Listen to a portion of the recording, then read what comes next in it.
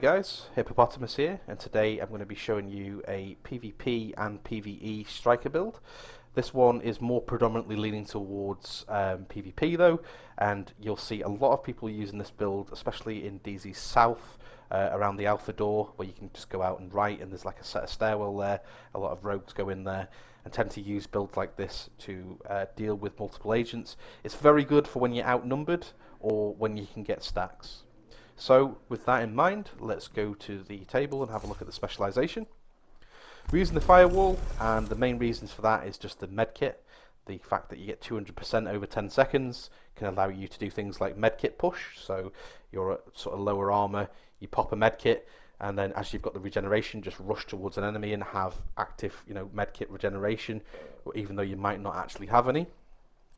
We also have 30% health on kill. This can help sometimes. It's helped in a pinch, more so in PvE because you will be confirming multiple kills. But there's been a couple of times where in PvP, if it comes right down to the hair, I can get a little bit of health back and then double tap, get a med kit, and it's allowed me to run away. Happened maybe once or twice, so worth mentioning. The increased burn duration and the fiery response are really more for PvE. This doesn't apply in PvP, but it's worth mentioning because if your armor does break in PvE, it's going to set the nearest enemy on fire. The firewall tactical link is very relevant because we are sort of playing close range, so if you do have any allies with you, any enemies within 10 meters of you are going to be basically marked for that extra 10% damage by your allies, which is good because we are playing close range.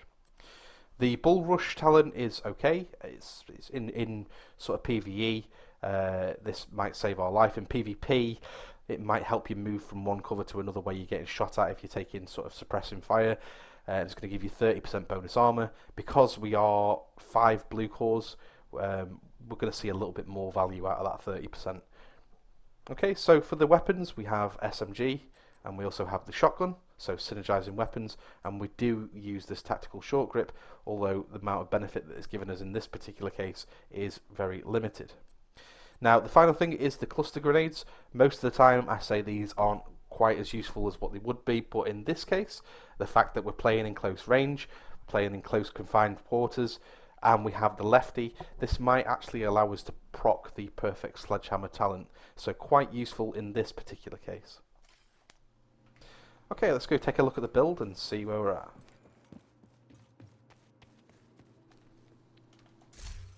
Okay, so for my first weapon, I'm using the lefty. It comes rolled with shotgun damage, damage to armor, damage to targets out of cover, and we have the talent Perfect Sledgehammer. Dealing damage with a grenade applies a mark on the target. The target with the mark will take 20% more damage to armor from the agent that applied the mark. Now, this used to be group wide. Now it's just solely for you. That's fine, because in our case, we are just sort of concentrating on us doing the damage. We don't need to apply group buffs.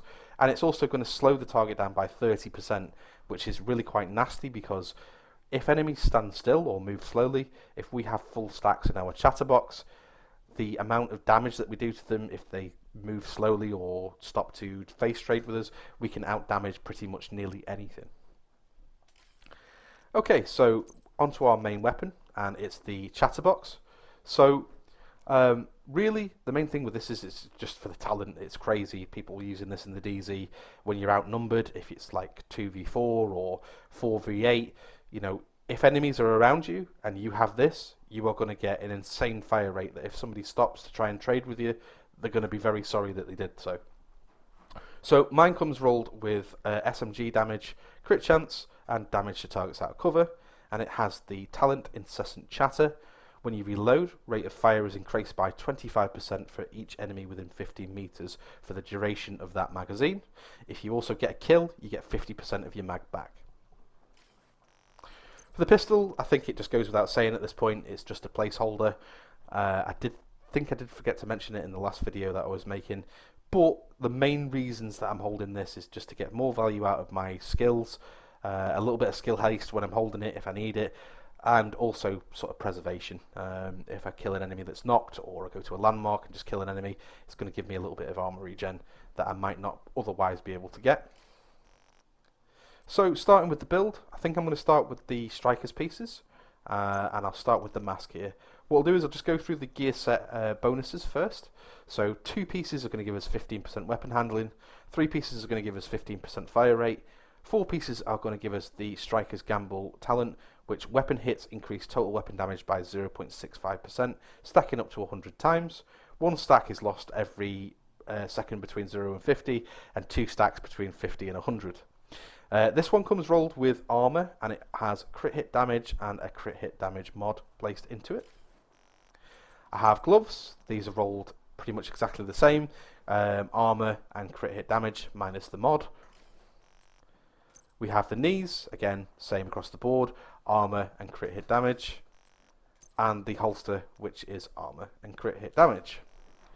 So, for the backpack, I've gone for a similar roll. I've gone for the Matador. This is giving me 5% extra weapon damage, as we are trying to get the Chatterbox's damage to be as high as possible. So there's no other pieces that I can reach that will allow me to get more SMG damage other than maybe electric, which I'd have to have 3 pieces, so that's not possible. So that's why we're taking the Walker Harris, as well as the Perfect Adrenaline Rush talent, which is directly going to play into our style of play, which is close quarters, and the more enemies that are around you, obviously, the better, which is going to allow us to run into a group of enemies, potentially reload, get that nasty buff, and then turn it on somebody. So mine comes with basically 170,000 armor. Sorry, falling over myself there. 12% crit hit damage, crit hit chance, and crit hit damage. So that's perfect. Also, again, as I've said, perfect adrenaline rush. What that's going to do is for every enemy that's within 10 meters of you, you're going to gain 23% bonus armor. So that's really going to help. That's like 69%, I believe, nearly 70% extra bonus armor if you're with 3 other agents, and that's directly tying into reloading with the Chatterbox when you're near enemies. So this is really going to help, and a key piece. Finally, I am using a piece of Sokolov Concern. This is SMG damage, exactly what we're looking for. We also have the core attribute of weapon damage, crit hit chance, crit hit damage, and a crit hit damage mod, and we're using the talent Intimidate. Now, the reason why I've done the chest last is because there's 2 pieces that people may disagree with or want to change, is the words that I'm looking for. So the first thing is, you could have a core attribute of armor here if you so wish, and you would be at 2 million. That is absolutely fine.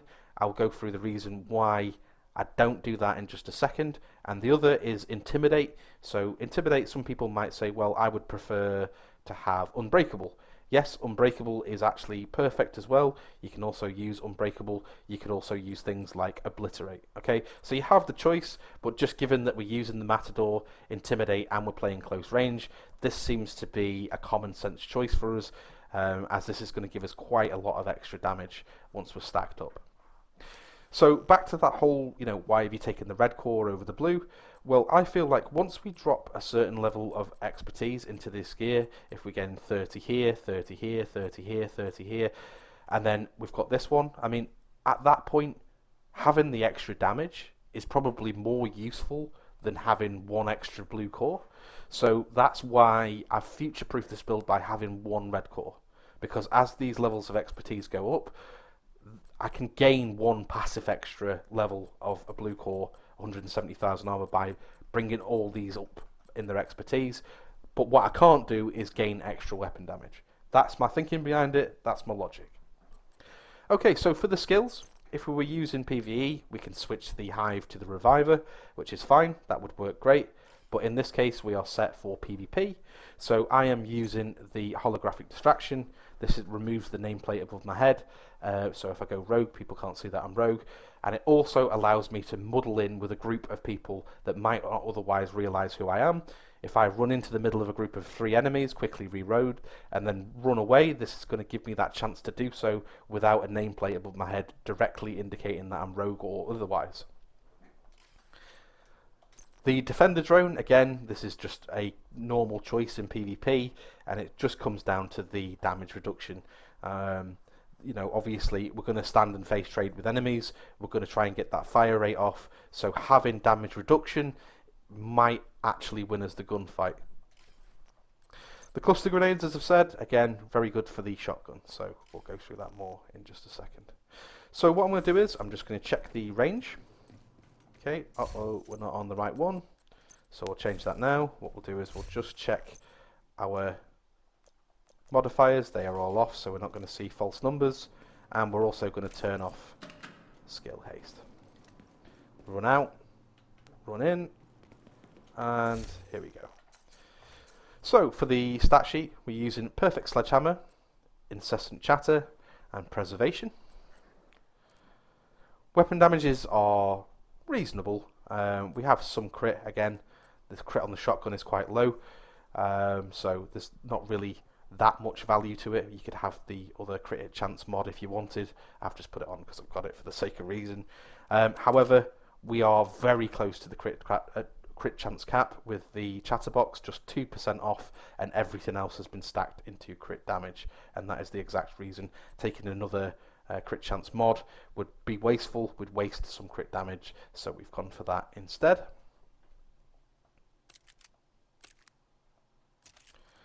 Okay, and also we have, you know, reasonable weapon damage. It's not super high, it's moderate to moderate low, but it's the fire rate increase that's going to do things for us, and also having things like Intimidate. Again, as I've said, Intimidate is directly going to play into giving us some damage, and that is procced off having Adrenaline Rush. We're using 4 pieces of Striker, 1 piece of Walker Harris, and 1 piece of Sokolov. We have just a little over 1.7 million armor. Again, this could go up with expertise. I feel like possibly we could reach about 1.8, 1.9 million, which is fine.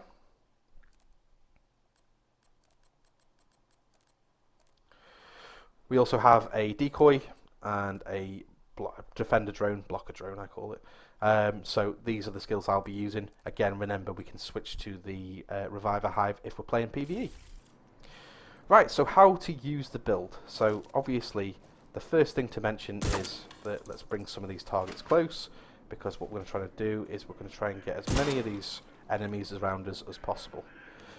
So one of which is that obviously we have the lefty. Most people know about the lefty, that you can use the lefty to build stacks.